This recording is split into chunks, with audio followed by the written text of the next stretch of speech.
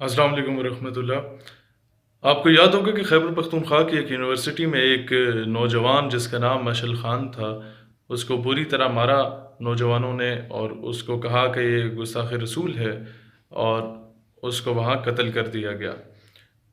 اس کے بعد پورے میڈیا پہ ایک طوفان بدتمیزی چل گیا کہ جی article number 295C is being misuse. Assembly میں کھڑے ہو کے ایک پارلیمنٹیرین نے بات بھی کی کہ جی 295C کو امینڈمنٹ کرنے کی ضرورت ہے۔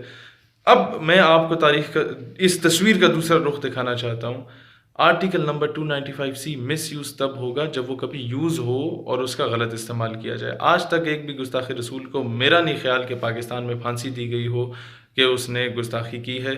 295C کے تحت اسے پھانسی کسی کو بھی نہیں ہوئی۔ تو مس یوز تو وہ چیز ہوتی ہے جو کبھی یوز ہوئی ہو، یوز ہی نہ ہوئی ہو تو مس یوز کیسے؟ نمبر 2، مشل خان کو مارنے والا کوئی مولوی، کوئی پیر نہیں تھا، اسے ANP اور PTI کے ہی یوتھ ونگ کے نوجوانوں نے مارا تھا، اور اس کا اپنا تعلق بھی ANP سے ہی تھا۔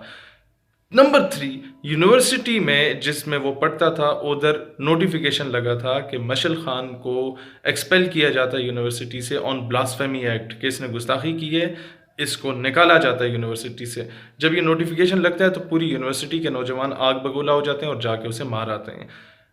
نمبر 4، جب یہ میڈیا پہ خبر چل جاتی ہے اور یہ سارے یہ آنٹی شمیم کے جتنے بھانجے شانجے ہیں جو لال مسجد کے سامنے کریکٹرلیس ایکٹیویٹیز میں انوالو پائی جاتی تھی، وہ سارے اکٹھے ہو گئے۔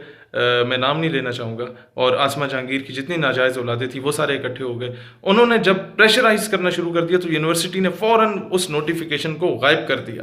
وہ نوٹیفیکیشن جب غائب ہوتا ہے تو اس کے بعد میڈیا پہ ایک خبر آتی ہے کہ جی مشل خان کے قاتلوں نے اعتراف جرم کر لیا اور وہ اپنے کیے پہ شرمندہ ہیں۔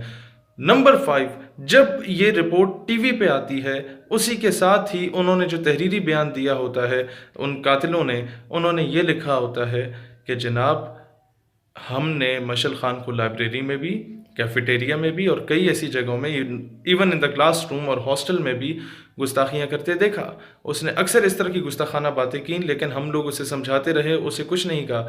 جب یونیورسٹی نے اسے ایکسپیل کیا تو وہ پروو ہو گیا کہ یار واقعی اس نے گستاخی کی ہے، اسی وجہ سے یونیورسٹی نے اتنا بڑا فیصلہ کیا۔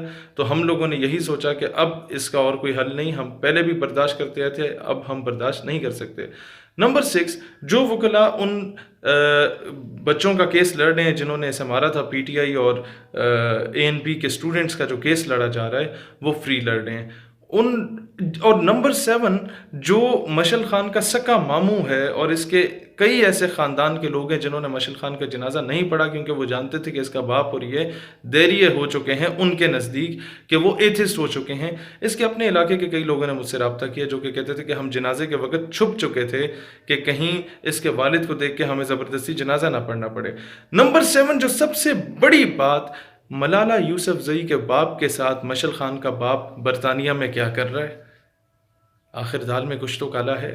میڈیا پہ جو کروڑوں روپے کی انویسٹمنٹ کی گئی کہ اس کیس کو اتنا مس یوز کرو کہ لوگ اسلام کے خلاف آگ بگولا ہو کے نکل آئیں اور اسلامی قوانین کے خلاف بات کریں، دال میں کچھ تو کالا ہے۔ اور ملالہ یوسف زئی کی اصلیت آپ سارے جانتے ہیں، جس نے اپنی کتاب میں کئی بار آرمی کو کریکٹر لیس کہا، جس نے اپنی کتاب میں کئی مرتبہ یہ کہا کہ داڑھی والے کو دیکھ کے نعوذ باللہ مجھے فرعون یاد آ جاتا ہے۔ اس کے والد کے ساتھ مشل خان کا باپ کیا کر رہا ہے؟ وہ کیا اتنا بڑا کروڑ پتی تھا کہ وہاں برطانیہ میں جا کے سیٹل ہو جائے؟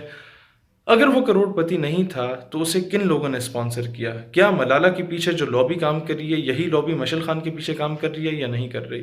اور نمبر 8، آپ نے کسی بھی بندے کو جج کرنا ہوتا ہے تو دیکھا ہی کریں کہ اس کے ساتھ جو ایڑے گیڑے میں لوگ ہوتے ہیں وہ کون ہوتے ہیں۔ اس کے آس پاس کے تمام وہ لبرل لابی ہے جو کہ ہمیشہ گستاخانہ خاکوں کے خلاف کبھی نہیں بولی، وہ لبرل لابی ہے جو کہ ہمیشہ کبھی کوئی ہندو اسلام قبول کر لیتا ہے تو انہیں آگ لگ جاتی ہے، وہ لبرل لابی ہے جنہیں اسلام کے خلاف ذرا سی کوئی بات ہو تو فوراً آگ بگولا ہو جاتے ہیں، لیکن باجوڑ کے 150 بچے جو شہید ہوتے ہیں ایک ڈرون سٹرائک میں انہیں اس کا کوئی خیال نہیں ہوتا۔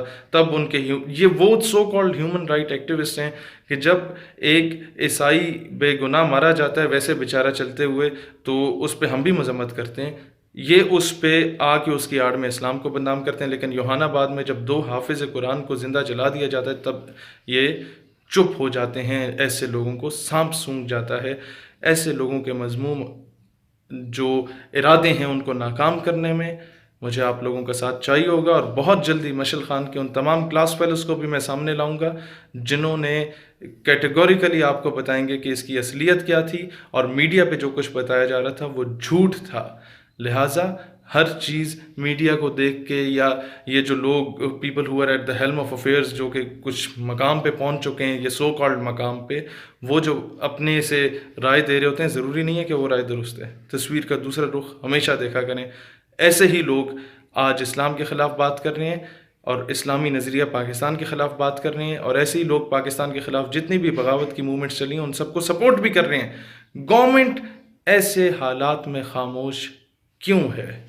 کیا یہاں بھی انٹرنیشنل پریشر ہے؟ ڈیفینیٹلی۔